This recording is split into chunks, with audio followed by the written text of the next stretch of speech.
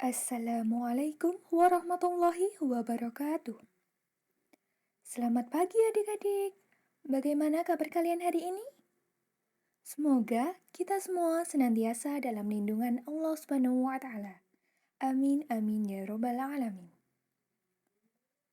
Pastikan adik-adik semua berada di tempat ternyaman untuk belajar ya, agar nantinya pembelajaran yang akan disampaikan ini dapat diterima dengan maksimal. Sebelum kita memulai pembelajaran hari ini, alangkah baiknya jika kita berdoa terlebih dahulu. Berdoa dimulai. Pada hari ini, kita akan belajar bersama mata pelajaran fikih bab 1 tentang jinayah dan hikmahnya. Adik-adik semua, kita akan membahas dua pembahasan sekaligus ya. Yang pertama tentang pembunuhan dan yang kedua tentang penganiayaan. Di dalam materi pembunuhan ini, kita akan belajar 4 sub pokok pembahasan. Yang pertama, tentang pengertian. Yang kedua, macam-macam pembunuhan. Yang ketiga, dasar hukumnya. Dan yang keempat, hikmah dari larangan pembunuhan. Pengertian pembunuhan secara bahasa berarti menghilangkan nyawa seseorang. Sedangkan secara istilah, pembunuhan adalah perbuatan manusia yang mengakibatkan hilangnya nyawa seseorang, baik dengan sengaja ataupun tidak sengaja, baik dengan alat mematikan ataupun dengan alat yang tidak mematikan. Sejalan dengan pendapat sebagian ulama bahwa pembunuhan merupakan suatu perbuatan manusia yang menyebabkan hilangnya nyawa seseorang. Dan itu tidak dibenarkan dalam agama Islam ya. Selanjutnya, macam-macam pembunuhan. Pembunuhan dibedakan menjadi 3 macam. Pembunuhan sengaja, pembunuhan seperti sengaja, dan pembunuhan karena kesalahan. Yang pertama, pembunuhan sengaja atau al-qatlu al-amdi. Pembunuhan ini merupakan pembunuhan yang direncanakan dengan menggunakan alat yang mematikan, baik yang melukai ataupun memberatkan. Pembunuhan ini dikatakan sengaja apabila ada niat dari pelaku sebelumnya dengan menggunakan alat atau senjata yang mematikan. Si pembunuh adalah orang yang baligh dan yang dibunuh adalah orang yang baik. Yang kedua adalah pembunuhan seperti sengaja atau al-qatlu sibhu al-amd, yaitu menghilangkan nyawa seseorang tanpa ada niat membunuh dan menggunakan alat yang biasanya tidak mematikan atau tidak lazim dipakai membunuh, namun bisa menyebabkan hilangnya nyawa seseorang. Yang ketiga, pembunuhan karena kesalahan atau al-qatlu al-khata'. Pembunuhan ini merupakan perbuatan dari seseorang tanpa bermaksud melakukan kejahatan, namun karena salah sasaran menyebabkan kematian seseorang. Seperti seseorang yang berburu rusa namun mengenai orang lain hingga berakibat kematian. Kemudian tentang dasar hukum larangan membunuh. Yang perlu adik-adik semua ketahui bahwa membunuh ini merupakan salah satu perbuatan yang sangat amat dilarang dalam Islam. Karena Islam menghormati dan melindungi hak hidup setiap manusia.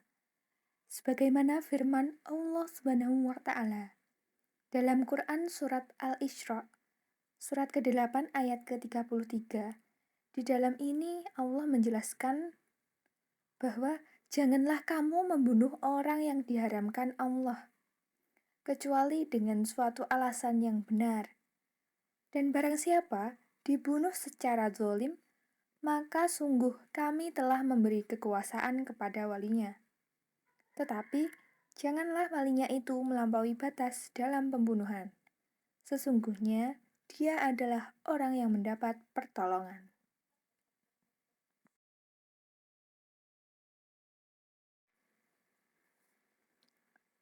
Poin pembahasan selanjutnya ialah tentang hukuman bagi pelaku pembunuhan. Yang pertama, pembunuhan sengaja atau al-qatlu al-amdi. Hukumannya bagi pelaku ini adalah hukuman kisos, yang mana pelaku itu harus diberikan sanksi atau hukuman yang setimpal dan berat. Dalam hal ini, hakim yang menjadi pelaksana hukuman kisos, sedangkan keluarga korban tidak diperbolehkan main hakim sendiri. Akan tetapi, jika keluarga korban memaafkan pelaku tindak pidana pembunuhan ini, maka hukumannya adalah membayar sejumlah denda, yaitu diat mugholadhoh atau diat berat, yang diambilkan dari harta pembunuh yang dibayarkan secara tunai kepada pihak keluarga korban. Selain membayar sejumlah diat ini, pelaku juga diwajibkan menunaikan kifarat. Yang kedua, pembunuhan seperti sengaja atau al-qatlu sibhu al-amdi. Pelaku pembunuhan ini dihukum dengan kisos juga, namun dihukum dengan membayar sejumlah denda, yaitu diat mugholadhoh atau diat berat, dan dibayarkan secara bertahap selama 3 tahun kepada keluarga korban, yang setiap tahunnya sepertiga. Selain itu, pembunuh juga harus menunaikan kifarat. Yang ketiga, pembunuhan karena kesalahan atau al-qatlu al-khata'. Hukuman bagi pembunuhan karena kesalahan ini dengan membayar sejumlah denda, yaitu diat mukofafah atau diat ringan, yang diambilkan dari harta keluarga pembunuh dan dapat dibayarkan secara bertahap selama 3 tahun kepada keluarga korban setiap tahunnya sepertiga. Kemudian, pembunuhan secara berkelompok atau al-qatlu al-jama'ah ala wahid. Apabila sekelompok orang bersama-sama membunuh seseorang, maka mereka harus dihukum qisas juga. Hal ini disandarkan pada pernyataan Umar bin Khattab terkait tindak pidana pembunuhan secara berkelompok yang diriwayatkan oleh Imam Bukhari.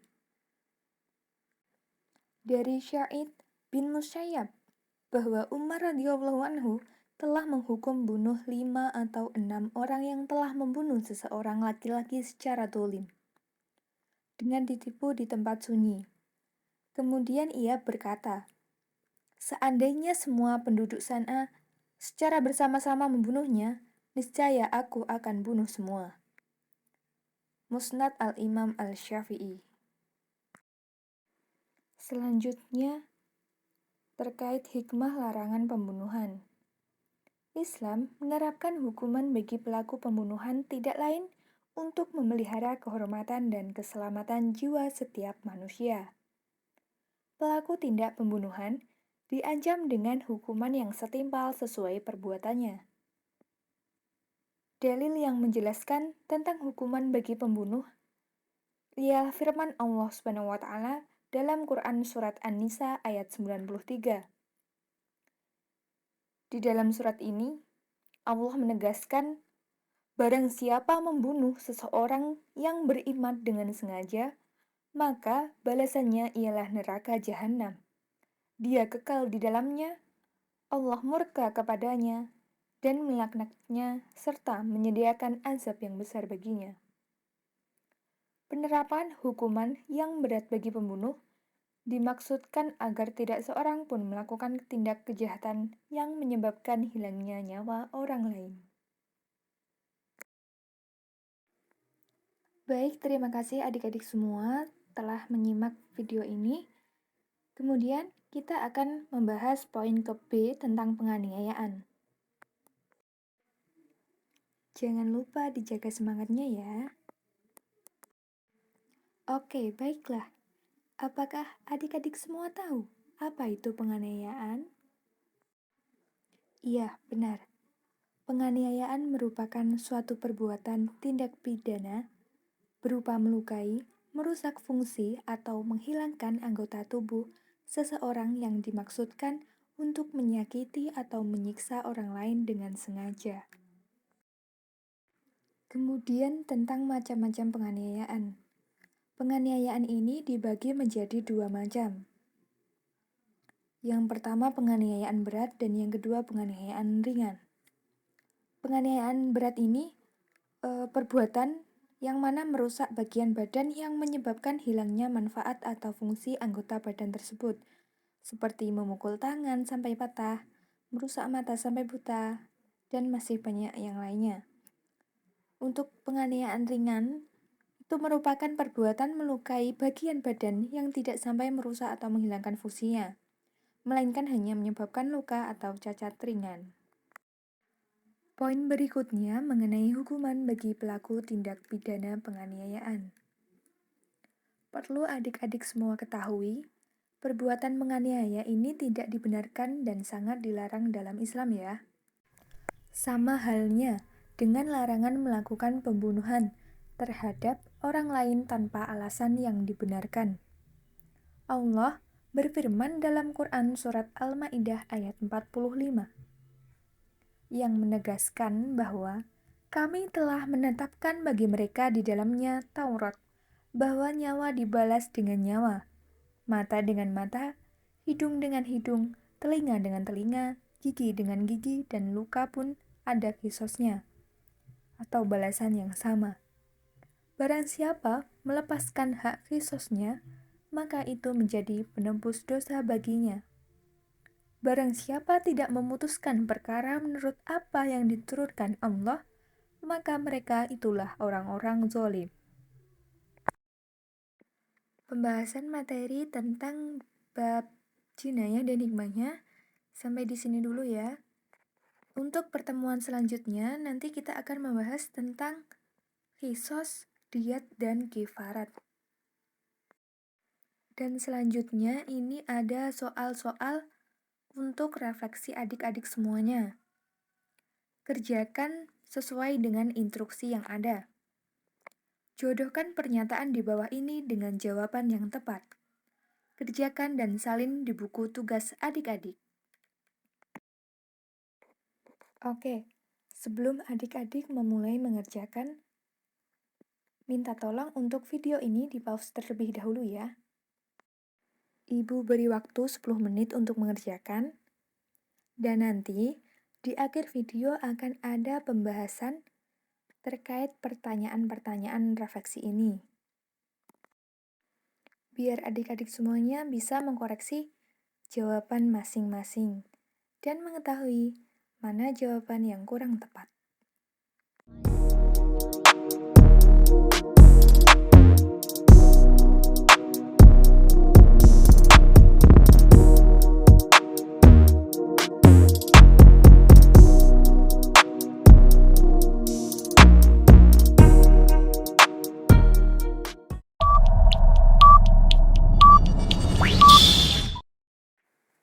Oke, waktunya udah selesai ya adik-adik semua. Mari kita koreksi bersama-sama. Soal pertama, al-qatlu al-khata'. Al-qatlu al-khata' ini merupakan pembunuhan karena kesalahan. Jadi pasangannya adalah nomor 1. Selanjutnya nomor 2, Quran Surat Al-Ma'idah surat kelima ayat 45. Ini merupakan dasar hukum penganiayaan yang di dalamnya memuat balasan-balasan bagi pelaku penganiayaan. Berarti ini berpasangan dengan nomor 2, yaitu hukuman tindak penganiayaan. Selanjutnya nomor 3, hukuman qisas. Hukuman qisas ini merupakan hukuman bagi pelaku pembunuhan karena sengaja. Jadi pasangannya adalah nomor 3, yaitu al-qatlu al-amdi. Kemudian nomor 4 atau poin D, Quran Surat Al-Isra surat ke-17 ayat 33. Ini merupakan dasar hukum larangan membunuh, yang di dalamnya memuat hukum dari pembunuhan. Jadi, pasangannya adalah nomor 4, hukum larangan membunuh. Terima kasih sudah menonton video ini. Semoga apa yang kita pelajari hari ini dapat bermanfaat bagi kita semua. Sampai jumpa di pertemuan selanjutnya. Wassalamualaikum warahmatullahi wabarakatuh.